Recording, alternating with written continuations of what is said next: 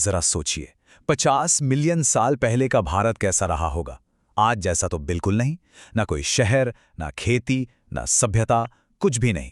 लेकिन इसी जमीन पर कभी किसी ने अपना पहला कदम रखा था।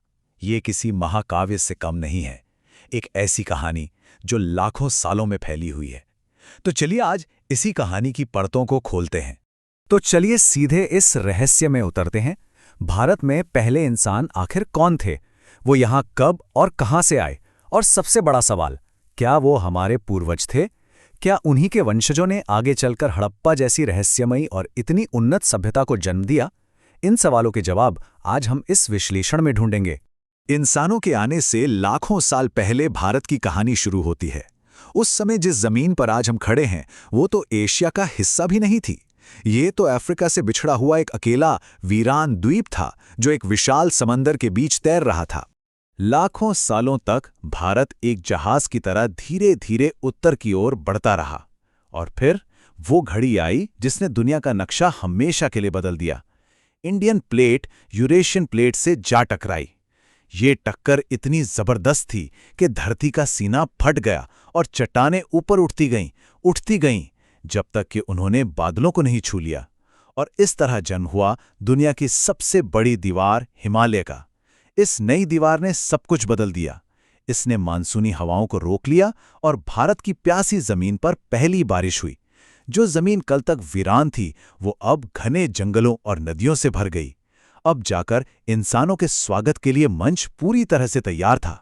तो आखिर कौन थे वो अनजान मेहमान जो हमसे लाखों साल पहले इस जमीन के पहले मालिक बने? उस समय भारत की धरती पर इंसानों का नहीं, बल्कि दानवों का राज था। कानून सिर्फ एक था, जिसका जबड़ा सबसे बड़ा, उसी का राज। जरा कल्पना कीजिए उस जंगल में चलने की। वहां आपका सामना आज के हाथियों से नहीं, बल्कि उनके परदादा स्टेगोडॉन से होता। एक ऐसा विशालकाय जीव जिसके दांत 10 फीट तक लंबे होते थे।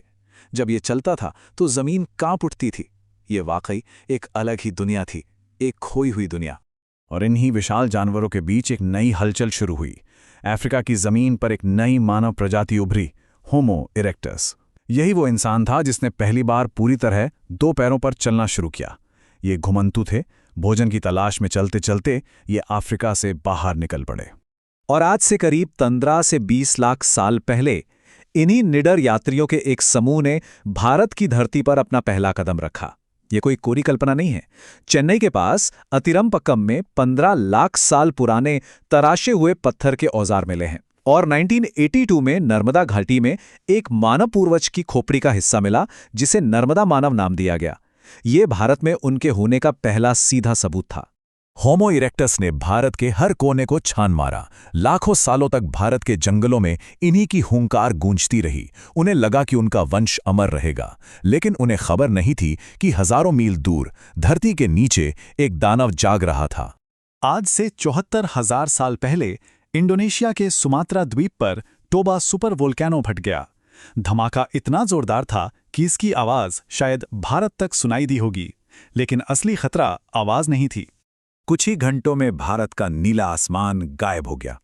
दोपहर में रात जैसा अंधेरा छा गया और फिर आसमान से गिरने लगी सफेद मौत। ये बर्फ नहीं थी, ये ज्वालामुखी की राख थी। भारत जो एक गर्म देश था, अचानक बर्फ जैसा ठंडा पड़ गया। इसी को विज्ञान वॉल्केनिक विंटर कहता है। तो सवाल उठता है कि ये ताकतवर आदि मानव इस मुसीबत से आखिर हार क्यों गए? खैर, इनके हारने की 3 बड़ी वजहें थीं। पहली, उनका भारी भरकम शरीर, जिसे बहुत ज्यादा ऊर्जा चाहिए थी।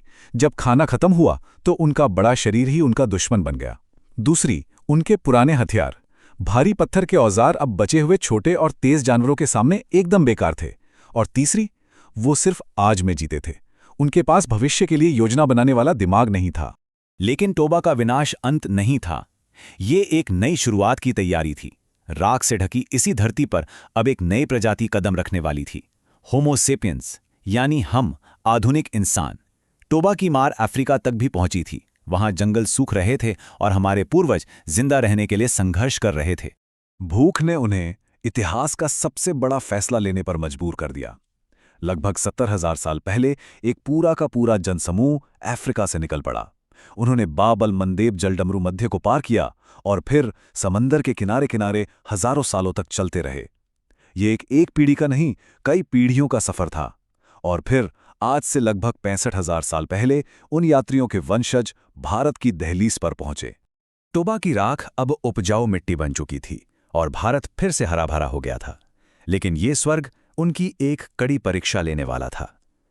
अफ्रीका के खुले मैदानों के मुकाबले भारत के जंगल घने थे, रहस्यमयी थे, जहां हर झाड़ी के पीछे मौत छिपी हो सकती थी।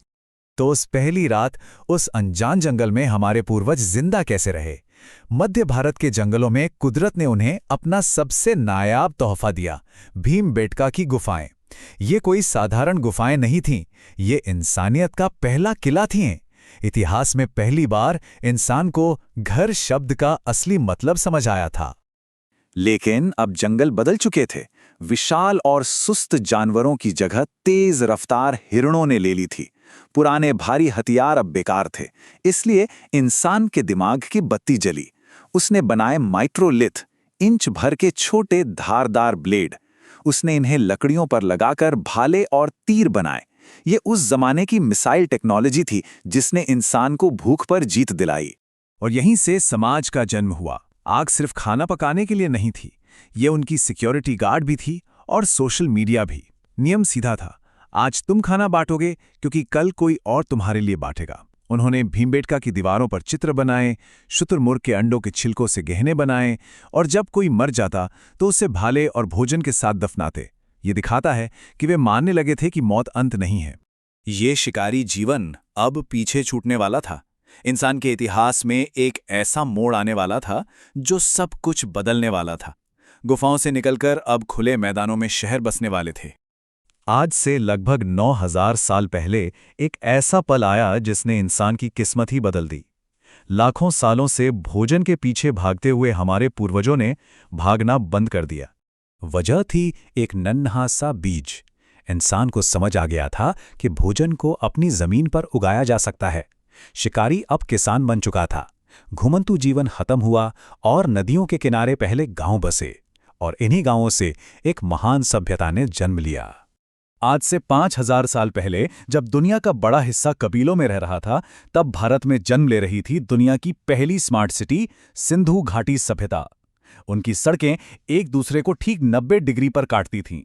ईंटों का आकार पूरी सभ्यता में हजारों किलोमीटर तक एक जैसा था। हर घर में अपना बाथरूम और ढकी हुई नालियां थीं, और मोहेंजोदाड़ो का विशाल स्नानागार, जिसे प्राकृतिक डामर से वाटरप्रूफ बनाया गया था, वो प्राचीन इंजीनियरिंग का एक सच्चा चमत्कार है। लेकिन जैसे जैसे हम सिंधु सभ्यता से गंगा के मैदानों की ओर मुड़ते हैं, इतिहास एक नया और रोमांचक मोड़ लेता है। जहां एक तरफ हड़प्पा में शांति और व्यापार था, वहीं दूसरी तरफ उत्तर भारत की जमीन में महाकाव्यों के राज दफन थे। हाल ही में उत्तर प्रदेश के सिनौली में हुई खुदाई में शाही रथ और एंटीना जैसी तलवारें मिली हैं, जो महाभारत में बताए गए हथियारों से काफी मेल खाती हैं। तो यहाँ एक विचार के साथ आपको छोड़े जाते हैं। क्या महाभारत सिर्फ एक कथा है या इतिहास का एक भूला हुआ अध्याय? विज्ञान और पुरातत्व की खोज जारी है और शायद जल्द ही हमें इसका जवाब मिल जाएगा।